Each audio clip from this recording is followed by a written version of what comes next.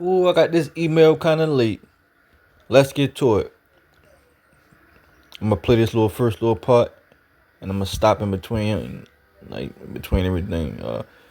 So this is the guy that just coming home that 6ix9ine snitched on the Trey 9 people. I'm gonna let him talk, and I'm gonna stop. I'm gonna pause through every little important part. When you come in my I got this house, email kind of late. take off your Let's go. shoes and super violate that like button. It don't cost nothing for you to hit that like button. Shall we begin? Shall we begin? So Jim Jones is greeting one of the homies that just came home from the little 9 trade thing, all the like the little the New York little bloods that 6ix9ine sent to jail. 6ix9ine, Rasby, Young Mount, well, however you want to call them, they all the same people wearing costumes, and they used Takashi 6ix9ine as a like supposed to be like a snitch where he put all the bloods in jail. This this is a movie called Deep Cover. Y'all need to watch that. 6ix9ine was never a snitch. 6ix9ine was the police from the start. If you listen to all their stories, how they met 6ix9ine, he just came from out of nowhere with rainbow shit in his hair around a bunch of broke niggas that came up with a plan with somebody that was really willing to take it as far as wearing rainbow shit in their hair. They knew that shit would sell. But let him talk real quick. A lot of people were sending me the videos. Mel's home, Mel's home, Mel's home.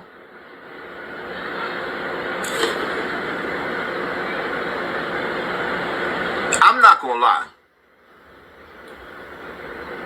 You see the footage with Jim Jones laying in the cut, Mel walking down the block, looking like nobody sent a care package to come home in,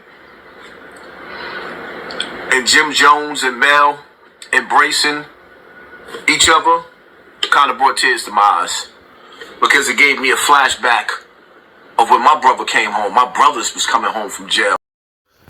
So I'm gonna cut in right now, and then I'm gonna play the second little part, right? Because I gotta like hit all the important parts, right? That was a man that said when a when street niggas that's I guess that got kids and stuff like that, right? When there's son on a football team, or when there's son walking across the stage, and this is only in the black community, not African American, black, I, I call them different, right? So this white guy said that he was kind of asking the question, but really just saying how he really felt, but he didn't want to say it like, too ignorant, so you won't have like the slow people out here that still think that racism is a real thing, and there's no such thing as racism. Because at the end of the day, we were supposed to turn Caucasian people into slaves, but we hate each other so much that we made our own South weak, and they flipped it on us. But anyway, that's another story for another day, right? What y'all don't understand is this guy, he said, why do black people celebrate when a nigga come home from jail, but when their son walking across the stage of the graduation, they don't even look nowhere, like they hardly even give it, they hardly even make it to the graduation. But when the nigga come home from doing 100 years, why do black people only celebrate stupid shit, right? So on top of that, right, the more important part that I want to say about jail, right? Jail is not punishment. This is what African American people don't understand. For people that's in the streets and really, really doing shit out in these streets, the judge send people to jail to save their life. Jail is not a punishment. Jail is a blessing for retarded African American people that's out in the streets, is constantly doing shit, and can possibly cost themselves their own life, and them being in jail for 10, 20 years is the only reason they live to see 25 years old. But nobody get this, and I don't understand. Like, nobody get it. Now, granted, you go to jail when you do bad shit. So in disguise, it look like it's a bad thing, but really the judge be really saving niggas' lives. I know a lot of niggas that was alive until they came home and they ain't lived for a week. Ones get coughed up out of the belly of the beast. What part y'all didn't understand? When I say get coughed up, it's easy to get in, but it's hard to get out.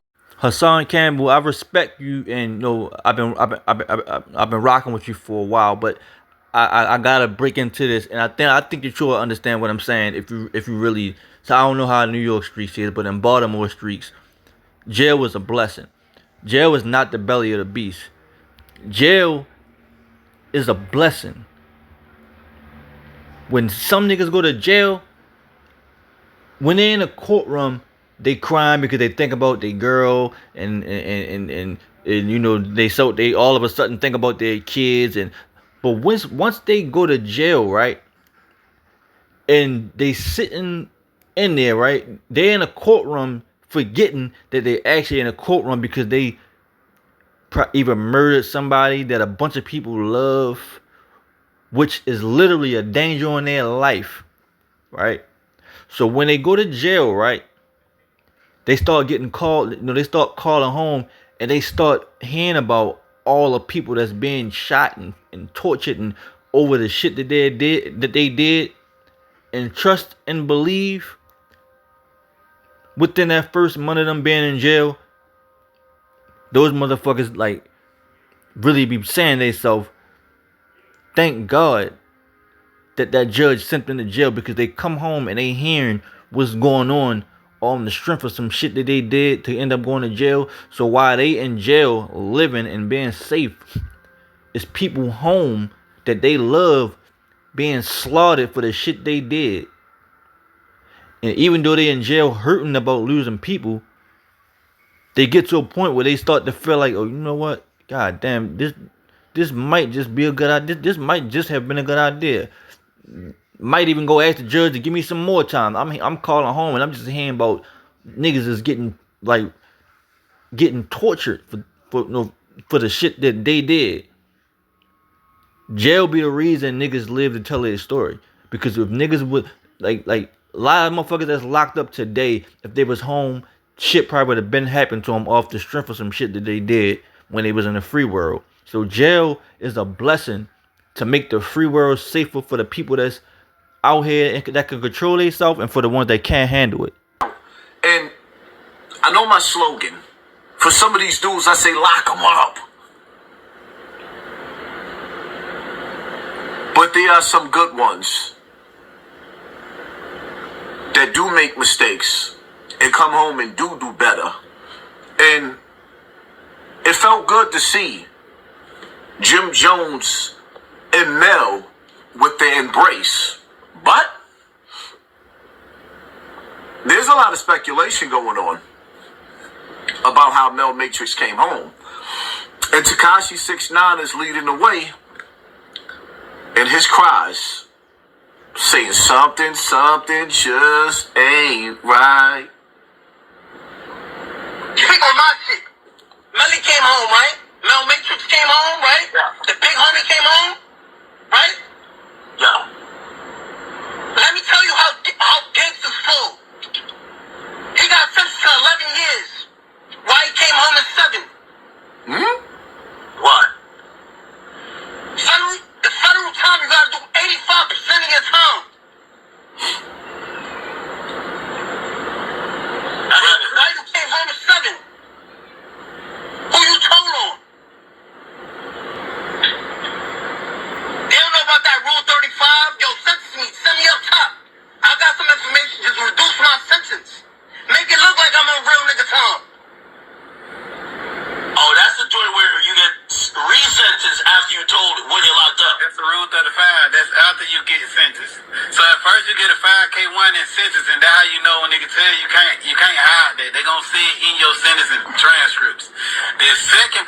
is when you go get resentenced. 5 years, nigga?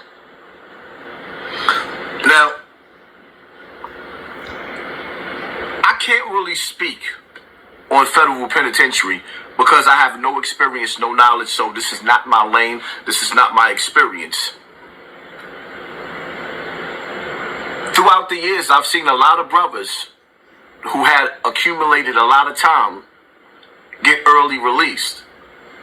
I don't know, the procedures, I don't know the point system, but I got some.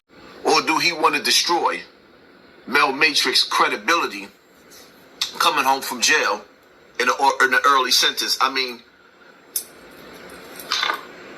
Tekashi does seem like he wants some company. Like he doesn't want to be alone in the land of snitching. And the one thing that I will respect about Tekashi, which he doesn't even have any choice, but he stands on it. So this is the most important part about this blog, and I'm going to try to make it quick, right? There's only two kinds of people that snitch, right? I'm going to make this fast because it ain't too much to talk about, right? There's only two kinds of people that snitch, right? The first kind is a is a Caucasian killer or a Caucasian person that's into any illegal situations, because the word snitch don't apply in the Caucasian world. I'm talking about as far as even the drug dealers, the white collar crime, the blue. They don't really give a hell about the word snitching. They use everything they need to use to not get in trouble. That shit don't apply to them. That's one person. The second kind of person that snitch is a serial killer, right? A serial killer, or just somebody that have experience in killing and will kill, right? The reason why Caucasian people, in whatever type of crime they in, snitch, because that word don't even apply in the Caucasian world. They can care less about snitching, about whatever. That is a word that only retarded black people made up to manipulate each other, right? Now, in the African American world, in the urban community world, the only people that snitch in the African American urban community world, as far as the street niggas, is the nigga that's from the neighborhood that would actually kill somebody. You understand what I'm saying? Because I want you to think about and understand what I'm saying, right? Think about all the stories that you ever heard in your entire life about the people that took the stand and snitched, right? Their story, they was real life steppers. They will smush you, right?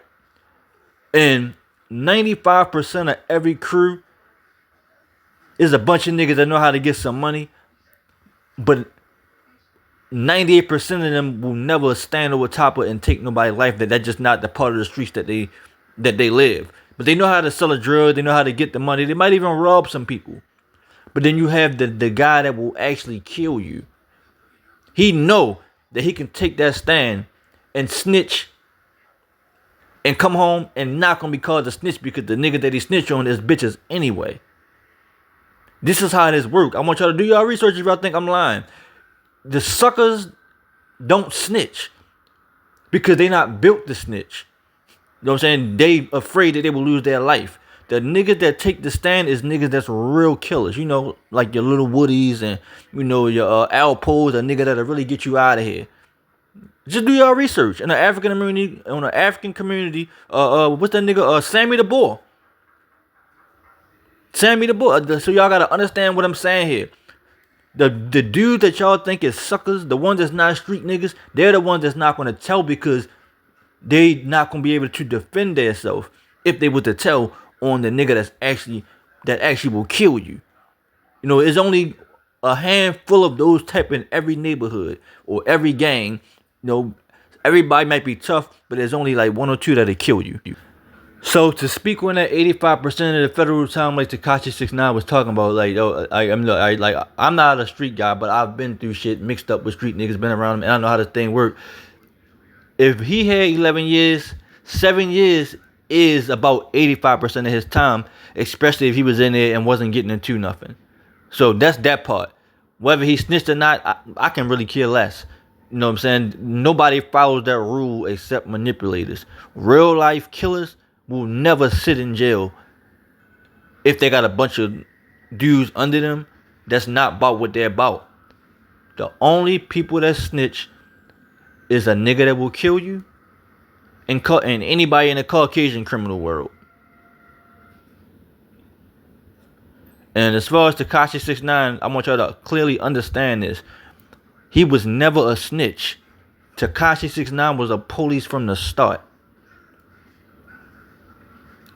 Go back from the beginning. They got all kind of documentaries on 9 Trey gangs, and I want y'all to watch every documentary and what these people said. How did you first meet Tekashi 6ix9ine? Every one of them is gonna say that somebody just brung this kid around there with rainbow hair. Nobody never knew who the fuck he was. They just brung him around there. Tekashi 6ix9ine was the police from the start. Tekashi 6ix9ine, Raz B, Young Ma, they all the same people. With a dyke. Why y'all think Young Ma like girls? Tekashi 6ix9ine with a rainbow hair, which is Raz B with paint on his face, fake tattoos. Y'all gotta wake up, man.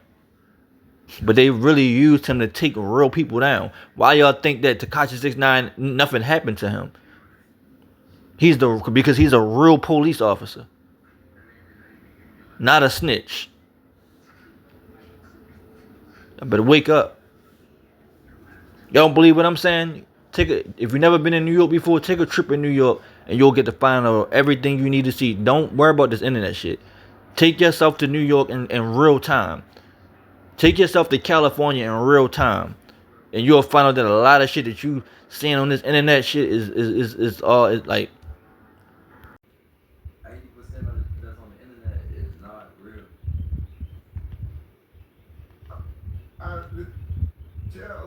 I've talked to other people about this.